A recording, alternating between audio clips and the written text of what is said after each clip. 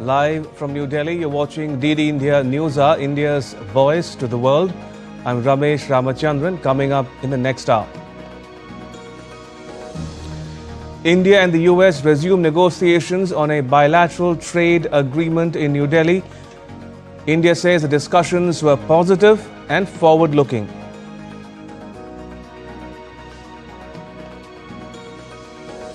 Rain wreaks havoc in India's hilly states of Uttarakhand and Himachal Pradesh. Prime Minister Modi takes stock of the situation, assures all possible support. Israel rejects a UN report accusing the country of committing genocide against Palestinians in Gaza. Israeli military launches Gaza City ground offensive. And US President Trump leaves on a state visit to the UK as the two nations line up deals worth $10 billion.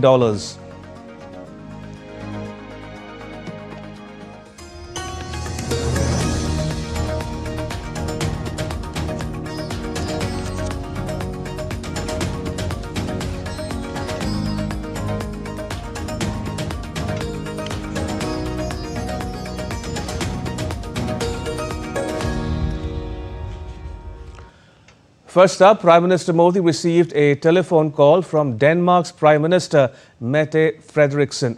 Both leaders reaffirmed their commitment to further strengthening the India-Denmark Green Strategic Partnership across sectors such as trade, investment, innovation, energy, water management, food processing and sustainable development. Prime Minister Modi conveyed his best wishes for the success of Denmark's ongoing presidency of the Council of the European Union and non-permanent membership of the United Nations Security Council. The Prime Minister reiterated India's consistent support for peaceful resolution of the Ukraine conflict and early restoration of peace and stability. For her part, Prime Minister Frederiksen reaffirmed Denmark's strong support for the conclusion of a mutually beneficial India-EU free trade agreement at the earliest, and for the success of the AI Impact Summit to be hosted by India in 2026.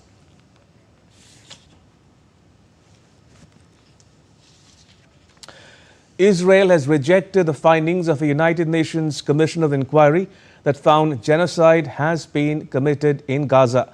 Israel called the report distorted and false, and called for the immediate abolition of the Commission of Inquiry. Meanwhile, Israel's military launched a ground offensive in Gaza City.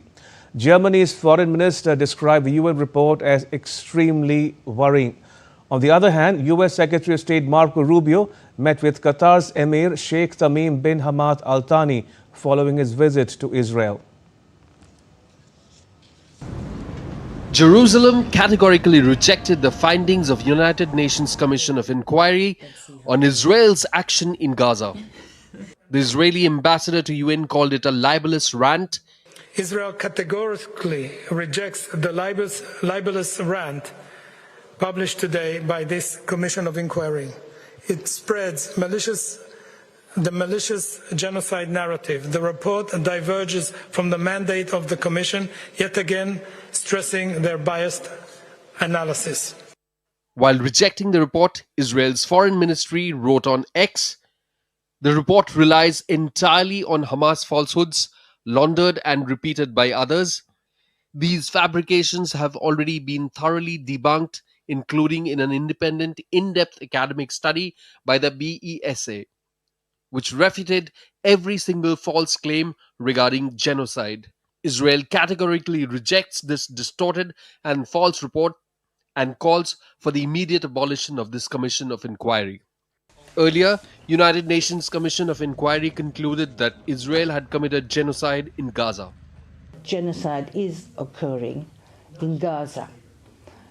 We haven't gone into Palestine yet. We will, because this is a permanent commission. And we named the 3 individuals that we felt were responsible.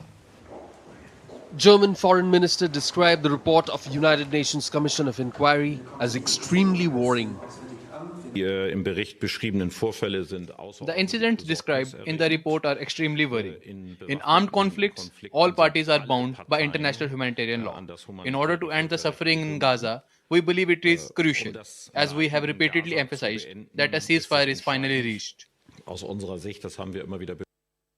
In another development, a spokesperson for European Commission said that European commissioners will on Wednesday discuss the issue to impose new sanctions against Israel. Tomorrow at the college meeting, the commissioners will adopt a package of measures concerning Israel. Specifically, a Commission proposal to suspend certain provisions of the Euro-Mediterranean Association Agreement between the European Union and Israel. Meanwhile, diplomatic efforts are also underway. US Secretary of State Marco Rubio met Qatar's Emir Sheikh Tamim bin Hamad Al Thani on Tuesday following his visit to Israel. On his way to Doha from Tel Aviv, Rubio urged Qatar to continue its role as a mediator between Israel and Hamas to reach a ceasefire in the Gaza war. Israel last week bombed political offices of Palestinian militant group Hamas in Doha, a move that drew condemnation across Europe and the Arab world. Fuzail Ahmed's report for DD India. Meanwhile, President Trump has said on Tuesday that Hamas militants will be in big trouble if they use Gaza hostages as a human shield. I hear Hamas is trying to use the old human shield deal, and if they do that, they're going to be in big trouble. They're going to be in big trouble. They put it out 2 days ago that they're going to use the hostages as human shields. That's something that hasn't been done for a long time. U.S. Secretary of State Marco Rubio has said that Qatar and the United States are on the verge of finalizing an enhanced defense cooperation agreement after Israel's attack on Hamas political leaders in Doha last week drew widespread condemnation. According to Qatar's foreign ministry, Rubio met with the emir of the Gulf state, Sheikh Tamim bin Hamad Al Thani, on Tuesday. The emir's office said in a statement that Qatar's ruler discussed with Rubio about the future of joint diplomatic efforts to reach a ceasefire in Gaza and release Israeli hostages held in the exclave as well as Palestinian prisoners. The two also discussed the repercussions of the Israeli attack in Doha. U.S. President Donald Trump said during a visit to Doha in May this year that Washington, D.C. would protect Qatar if it ever came under attack. He said he was not informed by Israel's Prime Minister Benjamin Netanyahu in advance about Israel's attack. 3 years on, the Ukraine-Russia conflict shows no signs of ending. Instead, it is only escalating. Fresh strikes, deadly retaliation and nuclear war games have all once again put the region and the neighbors on edge. In Ukraine, southeast Russia pounded Zaporizhzhia early Tuesday. Casualties were reported following a deadly barrage of rockets and sparked multiple fires. 10 apartment blocks and a dozen homes were also reportedly reduced to rubble. Moscow, meanwhile, claimed its drones hit a gas distribution hub in Ukraine's Sumy region, a facility it alleges was being used by the military. In Kharkiv, another Russian drone strike slammed into a building, wounding at least 4 people.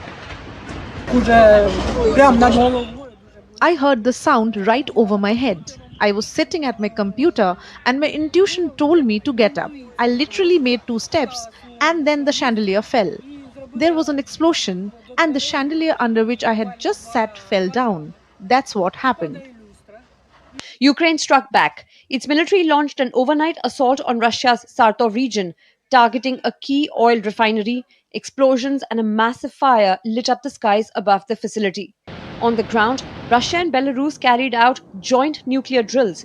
The war games, codenamed Zapad, wrapped up 5 days of rehearsal for tactical nuclear launches. Moscow says it was a combat readiness test. But NATO neighbors, already alarmed by Russian drones entering Polish and Romanian airspace, are calling it a dangerous show of force. A relentless conflict, sharper escalations, and a widening circle of risk for over 3 years, Ukraine remains a battlefield, while its neighbors brace for what comes next. Bureau Report, DD India. The European Commission will delay presenting its next Russia sanctions package as the bloc tries to respond to the Trump government's demand that it play a stronger role in depriving Russia of energy revenues. The Commission had been expected to present a 19th round of sanctions to envoys of all 27 EU member states on Wednesday, which diplomats said was likely to include Russian banks, Moscow's sanctions evading shadow fleet of oil tankers, and listings to deter other countries from circumventing EU and US sanctions. Two EU officials confirmed the delay but did not say why the timeline had slipped. No new date has been set for the package to be presented. The US has stepped up pressure on Europe to play a more robust role in helping to end the conflict, with a peace deal seemingly elusive despite repeated threats of harsher penalties on Moscow and its partners. Poland will decide on submarine procurement this week, which will lead to the purchase of the first submarines by the end of this year. Polish Prime Minister Donald Tusk said that the government will launch the Orca program, which will adopt a resolution that commits to purchasing submarines by the end of this year. The bids have been reviewed and now the Polish government will decide who will be the program's partner. We are all working together to enhance NATO's defensive capabilities. It must be strongly emphasized once again that these exercises, like the entire North Atlantic Alliance, are defensive in nature, and they are responsive to aggressive maneuvers on the other side of the border. There is no doubt about that. It is crucial for us that both potential adversaries and all allies see that we are prepared for action and at the most demanding level, and at the highest level of technical complexity. The US has issued a fresh round of Iran-related sanctions targeting individuals and entities that Washington, D.C. says finance Tehran's military, including some in Hong Kong and the United Arab Emirates. According to the US Treasury Department, those targeted have helped coordinate fund transfers, including from the sale of Iranian oil, that benefit Iran's military force, the Islamic Revolutionary Guard Corps, the Quds Force, its Ministry of Defense, and the Armed Forces Logistics. U.S. sanctions generally prohibit American individuals and companies from engaging in any business transactions with those targeted.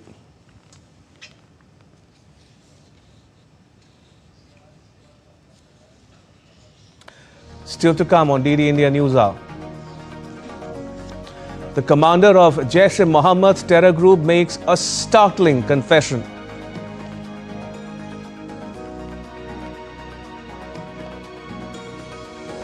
U.S. Domestic Intelligence and Security Service Chief Kash Patel testifies before a panel of lawmakers.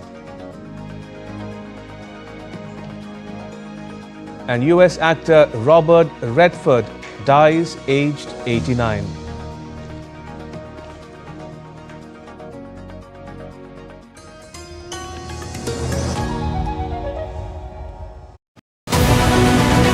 This week on Defense Dynamics, we decode HAL's bold gamble. Can the Sitara trainer transform into a combat fighter? We explain the Great Nicobar Project, India's mega push at the Malacca Gateway. We reveal STAR, the supersonic target shaping India's missile mastery. We analyze the B-21 Raider, America's futuristic 6th-gen stealth bomber. Stay tuned for more updates this Wednesday at 8 PM IST only on DD India.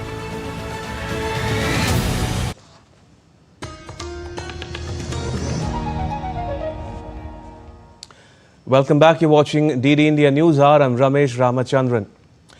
Months after India destroyed several terror establishments in Pakistan and Pakistan-occupied Jammu and Kashmir under Operation Sindoor, a Jaish-e-Mohammed commander has admitted that the family of Masood Azhar, the terror group's top commander, was torn into pieces following the Indian airstrikes on Bahawalpur. Jaish-e-Mohammed's top commander Masood Ilyas Kashmiri appeared in a video admitting that the counter-terror strike also destroyed much of the terror infrastructure. The 7th May strikes targeted Jaish-e-Mohammed's headquarters, Markaz Subhanallah, located in Bahawalpur in Pakistan.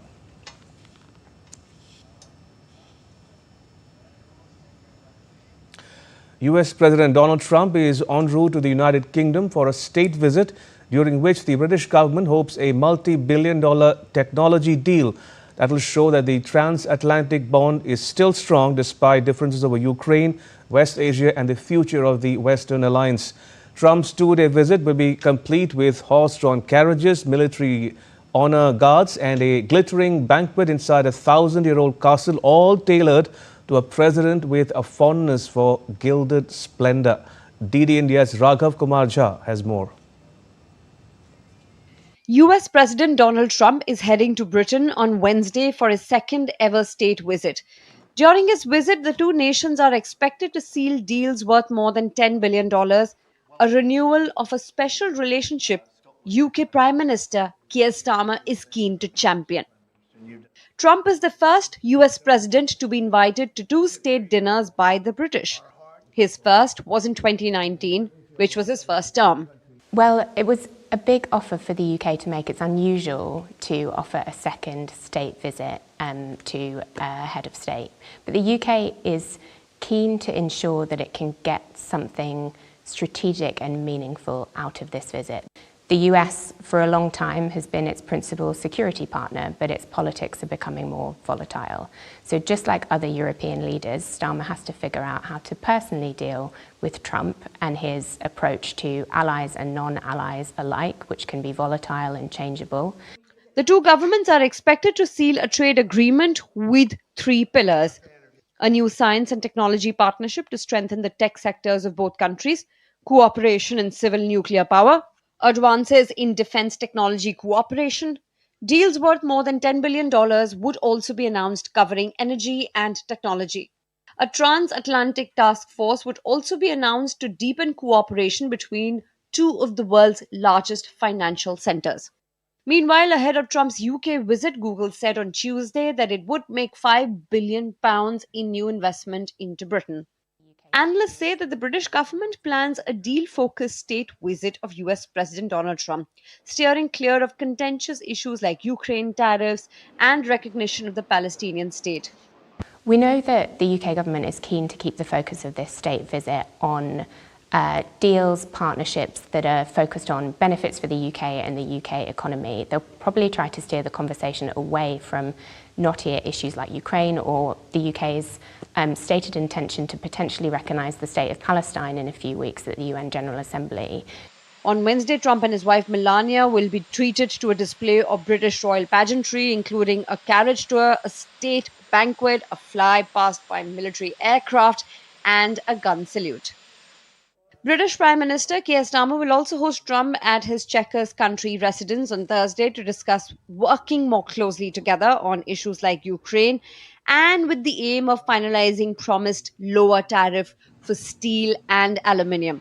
And on Thursday night, Trump will return to Washington.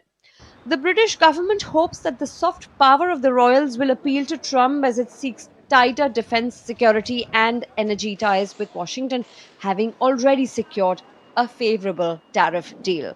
Raghav Kumar Jha's report for DD India.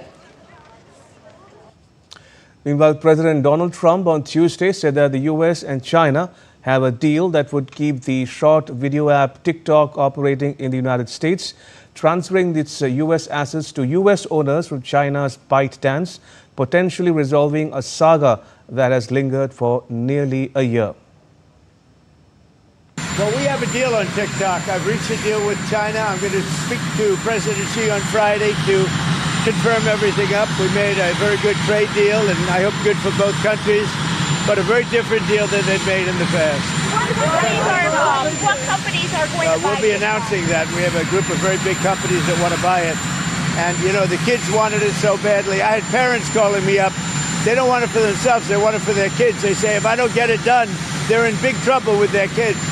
And I think it's great. I hate to see value like that thrown out the window. So auto executives... You know, you're talking about tens of billions of dollars. And in more news from the US, the country's Domestic Intelligence and Security Service Chief Kash Patel appeared before a lawmakers panel on Tuesday, where he faced sharp questions about his handling of the investigation into the murder of conservative activist Charlie Kirk and the decision not to release investigative files related to Jeffrey Epstein. Patel's appearance before the Senate Judiciary Committee came as critics, including some allies of President Trump, have questioned his leadership of the Federal Bureau of Investigation, the most prominent U.S. law enforcement agency. Patel offered a broad defense of his tenure, touting what he said was an increase in FBI arrests for violent crime and seizures of illegal guns. In his opening statement, Patel said that he was focused primarily on how to build public trust and increase transparency. Patel drew scrutiny from current and former U.S. officials after inaccurately posting on social media on Wednesday that the person responsible for the shooting of Kirk, an important leader of the young conservative movement, was in custody. President Trump has sued the New York Times newspaper, 4 of its reporters and its publisher, Penguin Random House, for $15 billion, claiming defamation and libel and citing reputational damage, a Florida court filing showed. Trump's suit cites a series of articles, including an editorial prior to the 2024 presidential election, which said that he was unfit for office, and a 2024 book published by Penguin titled Lucky Loser: How Donald Trump Squandered His Father's Fortune and Created the Illusion of Success. Trump's lawyers said in the filing that the publications have harmed Trump's business and personal reputation, thereby causing massive economic damage to his brand value and significant damage to his future financial prospects. In his post, Trump accused the paper of lying about him, his family and businesses, as well as Republican-led movements and ideologies such as the America First movement and Make America Great Again, or MAGA. Meanwhile, President Trump announced on Tuesday that he has signed documents appointing Stephen Miran to the Federal Reserve Board following Senate confirmation of his nomination. Trump, who has been openly critical of Federal Reserve Chair Jerome Powell in the past, also said that the Fed needs to maintain its independence. Miran, who is an economic aide to the president, will now join the Federal Reserve Board of Governors. The trade school student suspected of assassinating right-wing political activist Charlie Kirk at a Utah university was due in court on Tuesday to face formal charges. Tyler Robinson is accused of firing the single rifle shot from a rooftop sniper's nest that pierced Kirk's neck last Wednesday on the campus of Utah Valley University.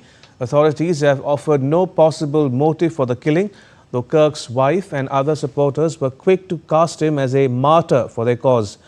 Kirk, the co-founder and head of the conservative student movement Turning Point USA and a key ally of President Trump, was speaking at an event attended by 3,000 people when he was gunned down. Across the Atlantic, this is Spain's hottest summer ever recorded since 1961, with the country experiencing more than a month of heat waves caused by climate change. The summer of 2025 was 2.1 degrees Celsius warmer than the 1991 to 2020 average and surpassed the previous warmest summer recorded in 2022 by 0.1 degree. Spain experienced a 16-day heat wave in August that saw temperatures exceed 45 degrees Celsius in the southern part of the country.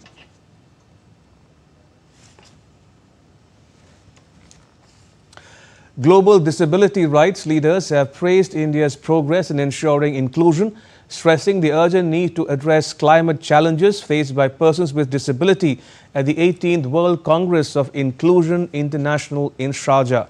The gathering served to reinforce solidarity among member organizations while celebrating progress made in disability rights. DD India's Vinod Kumar has more from Sharjah. The three-day gathering at the 18th World Congress of Inclusion International with the theme We Are Inclusion brought together over 500 participants from 74 countries to address global disability inclusion challenges. Executive Director of Inclusion International UK, Jamie Cook, emphasized the significance of India's recent legislative progress during discussions at the Congress. So I think for us, it's fantastic to see that there's been legislative progress in India, that people are having this discussion, and particularly starting to look at areas around employability, around access to good quality jobs and spaces there. And we're working with our partners within our membership who are active in India to see what we can learn, what we can take, and how we can support that within our global community. While the UNDP Arab States Goodwill Ambassador Michael Haddad delivered a specific message to India's population during the Congress, acknowledging the country's substantial contributions to the Arab state region and climate action. India has contributed a lot to our Arab state region and is also contributing a lot when it comes to climate. People with disabilities must have a priority when it comes to the climate talk. And it is very important to take into consideration their needs when it comes to policy making and climate action. India's Rights of Persons with Disabilities Act 2016, aligned with the UN Convention, expanded disability categories from 7 to 21. The legislation mandates 4% reservation for persons with disabilities in government jobs and 5% in higher education institutions. With Vinod Kumar from Sharjah, Tanvi Taneja for DD India. The next story is rather a sad one from the world of entertainment. US actor, director and activist Robert Redford is no more. He died at the age of 89 at his home in the US state of Utah.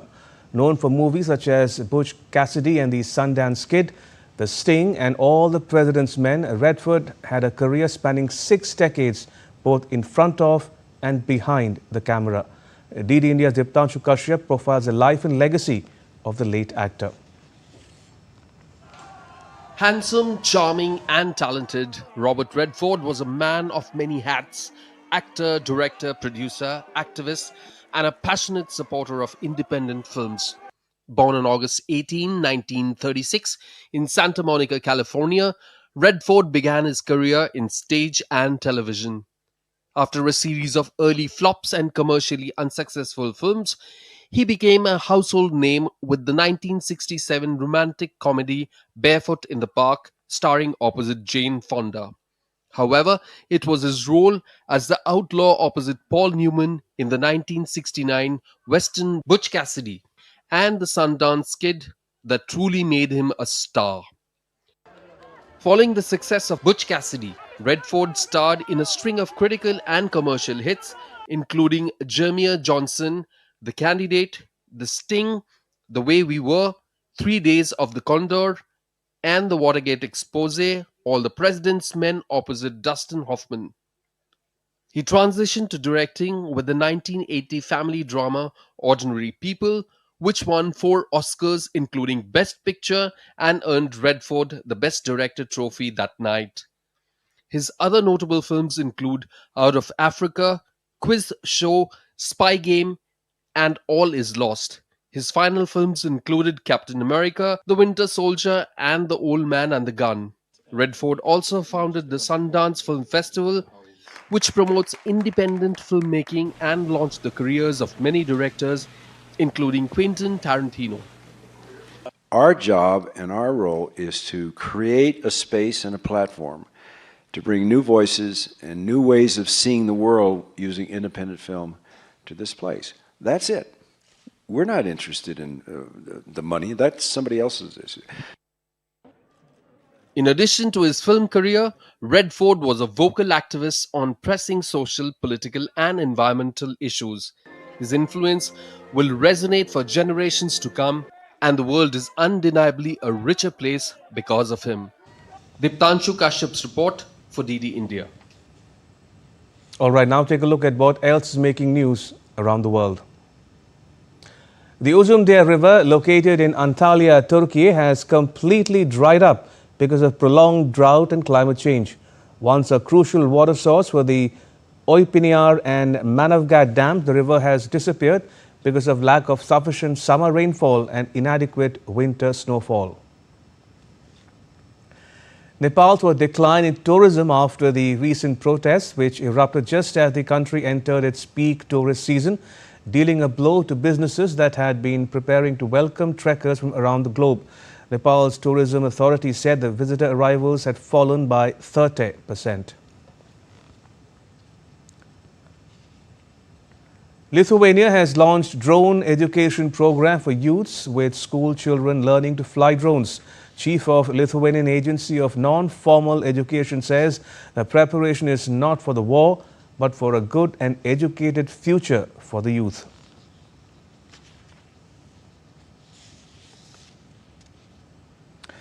And still to come on DD India NewsHour. An expert take on the latest West Asia developments.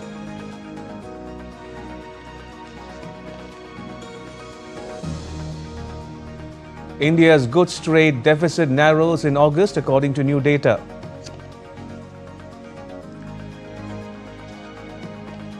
And more than 1,300 gifts received by Prime Minister Modi to be auctioned.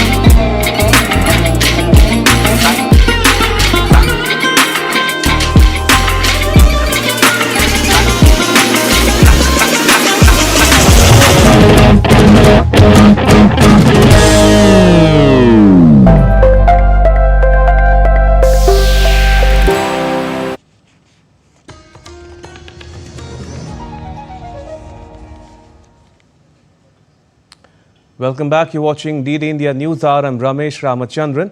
A quick recap of the headlines. India and the US resume negotiations on a bilateral trade agreement in New Delhi. India says discussions were positive and forward-looking.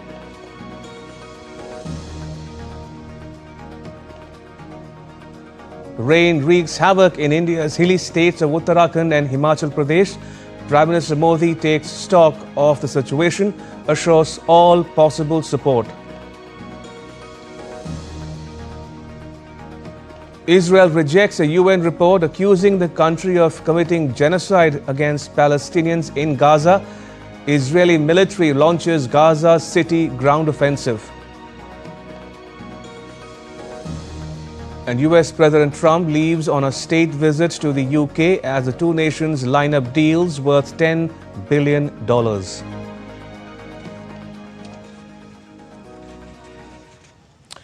All right, going back to the top story we are tracking here on DD India News are the latest developments in West Asia. And joining us is Ambassador Sanjay Bhattacharya. Ambassador Bhattacharya is a former Indian envoy to Egypt, Turkey and Switzerland. Ambassador, welcome to DD India NewsHour. Now, first things first, how do you view the optics and outcomes, if any, of Rubio's visit to Qatar? Do you think he succeeded in salvaging the US-Qatar ties? I think coming at a time when the Israelis have launched a major offensive in Gaza, which is most unfortunate, the continuance of war at a time when there is such a humanitarian crisis, Rubio's visit was necessary, but I doubt if it will have the desired effect. Because apart from the fact that this war is continuing and having disastrous humanitarian consequences, what it does show is that the world is getting increasingly divided, and those who do not support this war are growing in numbers. And so Rubio and the American establishment are getting kind of isolated, not only with their principal allies in Europe, but also with Israel's neighbors in West Asia. Ambassador, as you correctly mentioned, Israel's military has indeed launched a ground offensive in Gaza City. What does Israel hope to achieve from it, and will it complicate matters further? I think if you look at the kind of public protests that are ongoing in Israel, kind of opposition that has come from the various sources in the intelligence and even the IDF, the Israeli Defense Forces, and various segments of the population over there, it would be quite evident that this is not a unanimous decision of Israel. This is something that is coming from a certain group of people within the cabinet, and there are divisions even within the cabinet on this particular thing.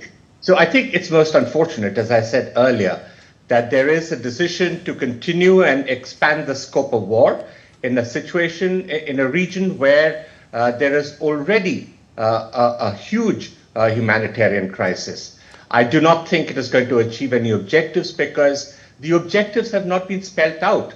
The objective of eliminating Hamas is probably not going to work because the kind of antagonism that such actions create, not only amongst the Palestinians, but also amongst various communities across in that region, will be of a greater proportion. And secondly, if the intention was to recover the hostages, there have been many missed boats in the process, and the Qatar attack was certainly not one which would have helped the hostage being brought back. So I'm very doubtful if there are clear objectives that they wish to attain. My fear is that the security of Israel is being put into greater peril by its leadership currently. Ambassador Bhattacharya, as we now know, Saudi Arabia and France will co-chair the two-state solution conference on the margins of the UNGA on 22nd September. Are Israel's actions counterproductive? For instance, are Israel's actions pushing more Western allies to recognize the state of Palestine? Well, the honest truth is that there was a point of time when Israel itself had accepted the understanding of a two-state principle. But it was the detail of it which had not been worked out. And over a period of time, the two-state solution has receded in the minds of the Israeli current leadership. And I say about current leadership because this is not a certain uniform position across Israel. There is no solution other than a two-state solution. And I think not addressing the key issues of occupation and the attack, continuous attack on Palestinians is going to be a root cause. Israel will not have a veto on a two-state solution. And it has to recognize that as the pressure mounts on it across the globe. And going back to Qatar, Ambassador Bhattacharya, the Qatar summit has mooted an Arab NATO or an Islamic NATO. By implication, attack against one Arab or Islamic country constitutes aggression against all Arab and Islamic states, similar to Article 5 of NATO. How do you view it? I think this is a step that has been moved, but I'm not quite sure if this is going to gain much currency. The record of Qatar has also not been all that exemplary, but that does not justify the action that was taken by the Israelis against Qatar. That's another matter because that was also a grave violation of sovereignty, which should not have happened. And Israel, I understand the chief of the IDF voted against that when that particular meeting was held, and Mossad was opposed to it as well, and it was pushed through by the Prime Minister and the Defense Minister at that particular instance. But I do think that there has to be a greater understanding and uniformity in the Arab position.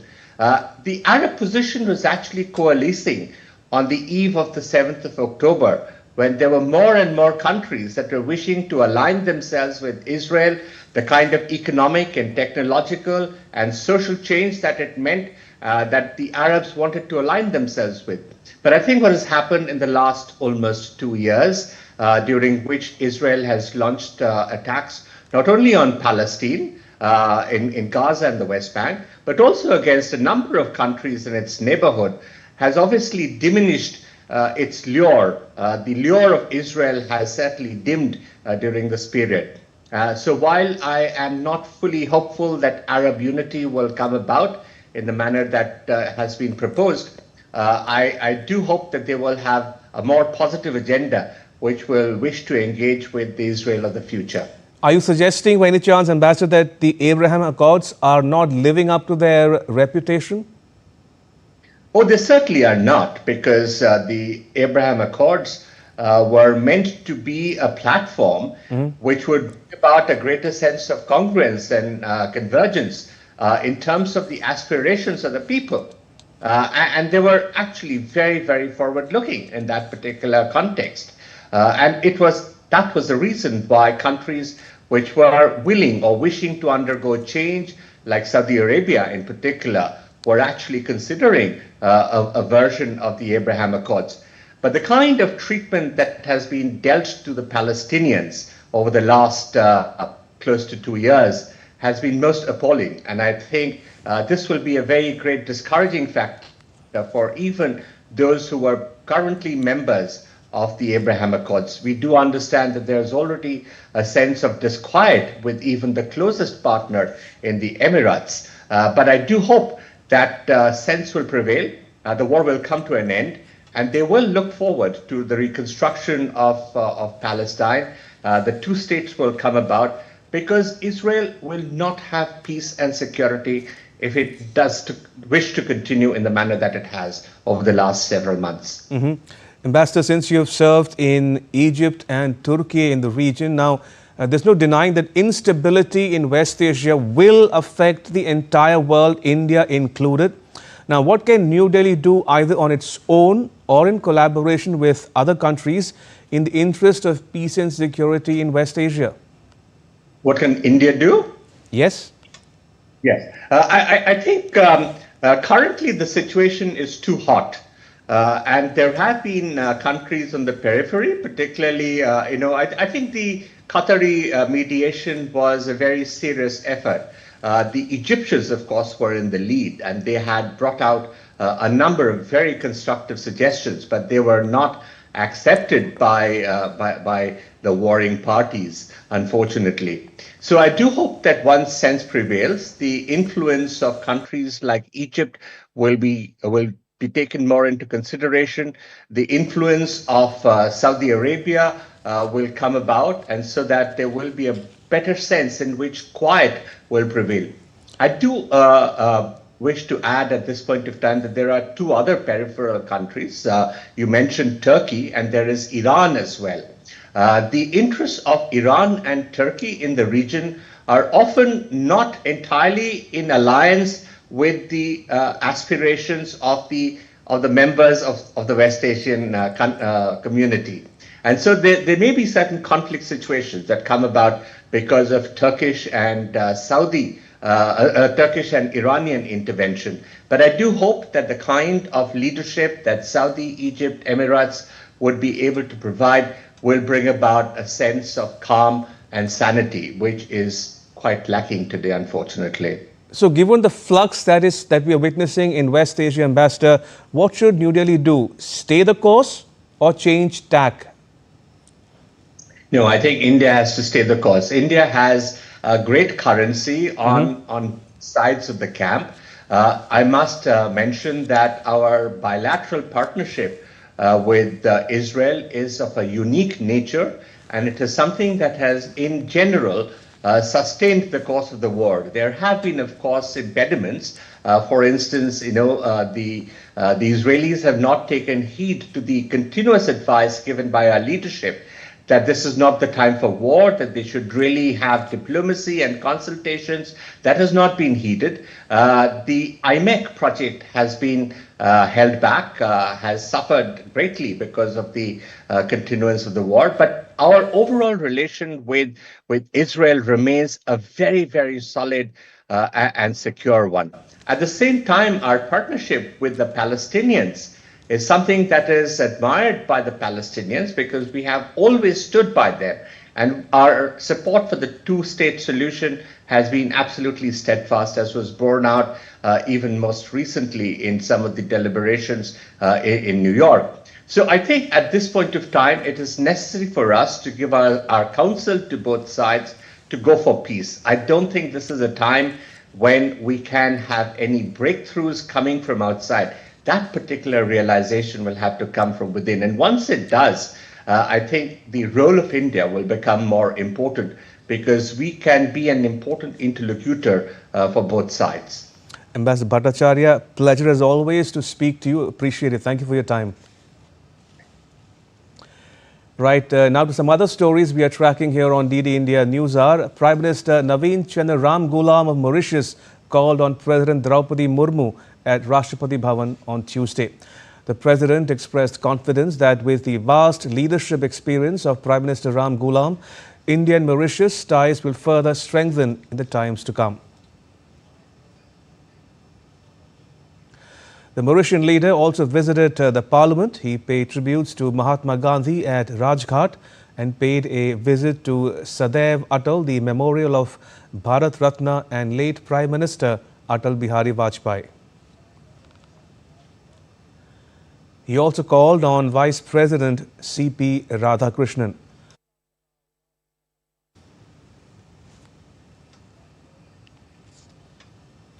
The visiting leader also met with the national president of the BJP and Health Minister J.P. Nadda. During their discussion, both leaders explored ways to strengthen party-to-party relations. They also discussed about enhancing cooperation in the healthcare sector and expressed a mutual commitment to continued collaboration and progress. Prime Minister Modi is set to visit Dhar district in Madhya Pradesh on Wednesday to unveil a series of transformative initiatives aimed at empowering women, strengthening families and boosting the textile economy. In a tweet ahead of the visit, he wrote, he will inaugurate the Healthy Women Empowered Families initiative and kick off the 8th National Nutrition Month, reinforcing the government's commitment to holistic health and family welfare. A major highlight of the event is the inauguration of the PM Mitra Park. This will be the first among the 7 PM Mitra parks in the country, where work is set to begin soon. This mega textile hub is expected to revolutionize the lives of cotton-producing farmers in the Malwa-Nimar region. A team of officials from the Office of the U.S. Trade Representative, led by Chief Negotiator for the India-U.S. Bilateral Trade Agreement negotiations, Brendan Lynch, visited India on Tuesday. He held discussions with officials from India's Department of Commerce, led by Special Secretary on India-U.S. trade ties, including on the India-U.S. Bilateral Trade Agreement. Acknowledging the enduring importance of bilateral trade between India and the U.S., an official statement by India said the discussions were positive and forward-looking, covering various aspects of the trade deal. It was decided to intensify efforts to achieve early conclusion of a mutually beneficial trade agreement.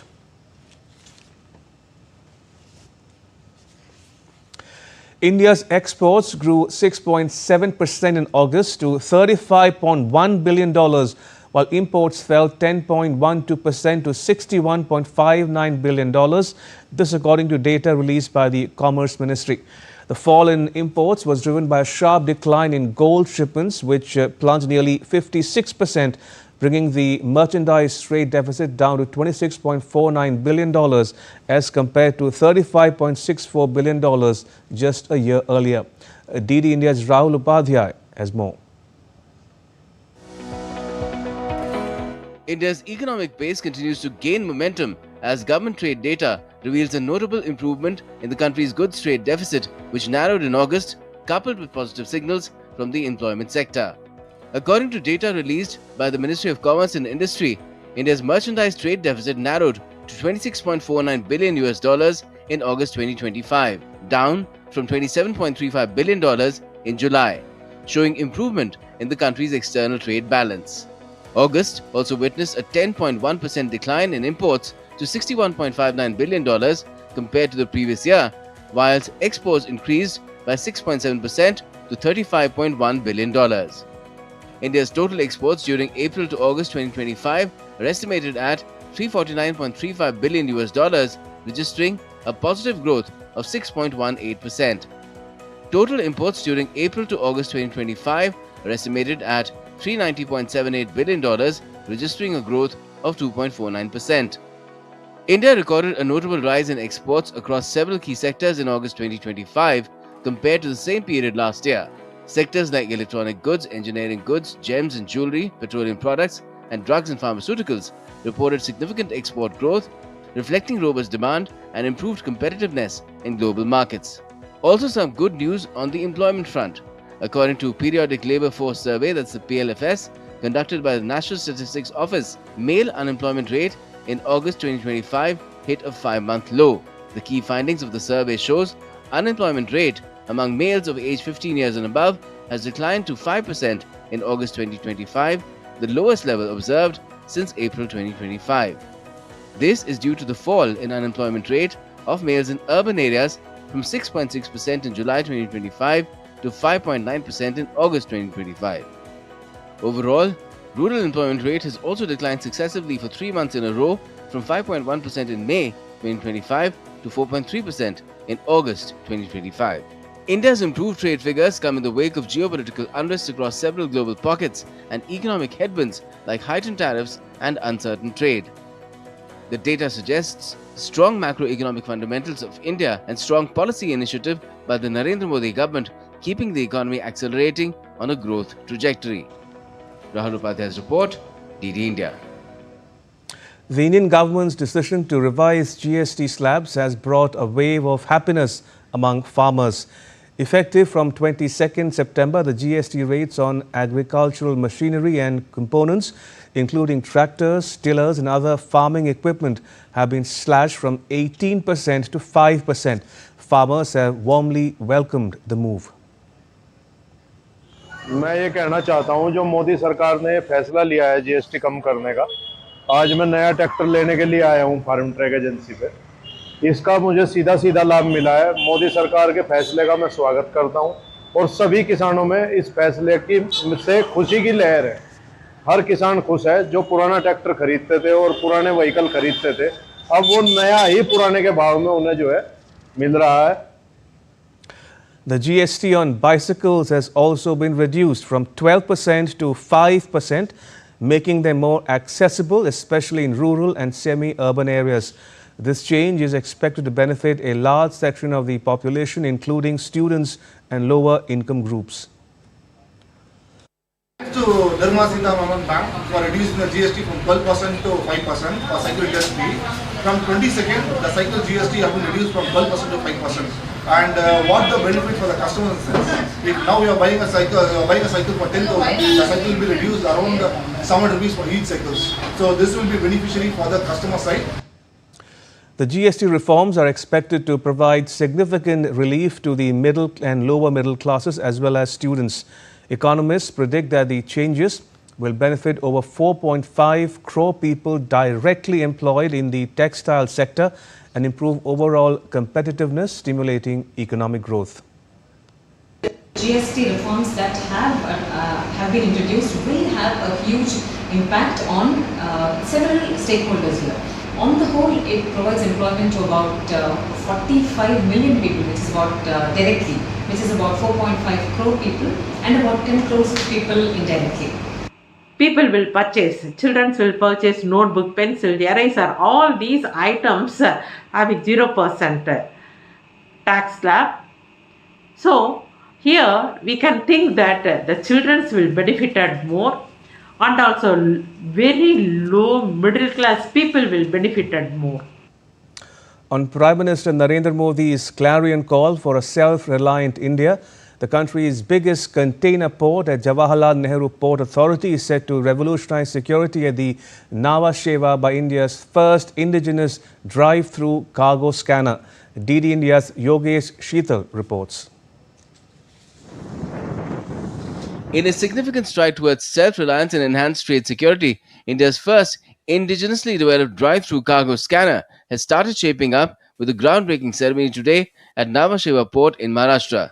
The project, which is a collaborative effort between Bhabha Atomic Research Centre and Central Board of Indirect Taxes and Customs, underscores India's commitment to the Atmanirbhar Bharat initiative, blending cutting-edge technology with national security and economic efficiency. The scanning will help us in doing a prediction depending on declaration as to what we are expecting and what kind of image we are getting. So that will improve the national security. And Viksit Bharat, when we say it is, instead of we are going from manual mode to a technological driven solution and technology which we have developed ourselves. So in that sense, it's a big leap forward. This indigenous cargo scanner, developed under a memorandum of understanding between BARC and JNCH, leverages advanced dual energy X-ray technology powered by artificial intelligence and machine learning for material discrimination. With a throughput of 60 to 80 trucks per hour at a speed of approximately 4 km per hour, the scanner meets stringent ANSI N.42.46 and IEC 62523 standards for image quality. This technology, it would enable our security concerns as well as our throughput concerns for India. Being cheaper would mean that we would be able to install a larger number of machines for the same amount of cost. Positioned adjacent to the existing drive-through container scanner near PUB Nhava Sheva, the ICS will slash import clearance times from hours to minutes, reduce dwell times, cut operational costs by up to 50%, and minimize manpower needs through automated threat detection. This initiative is believed to be a cornerstone of India's Make in India and ease of doing businesses. At the same time, it will not only reduce the dependency of foreign technology in cargo scanning, but it will also foster the robust domestic ecosystem. With my colleague Anand Srivastava, I am Yogesh Kumar Seetal, reporting from Mumbai for DD India. As monsoon continues to lash India, many states are reeling from severe floods, landslides and waterlogging. In Uttarakhand, heavy rains have submerged homes and washed away roads, prompting large-scale rescue operations. Himachal Pradesh and Maharashtra are also facing extreme weather, with floods disrupting life, while Assam braces for more rain.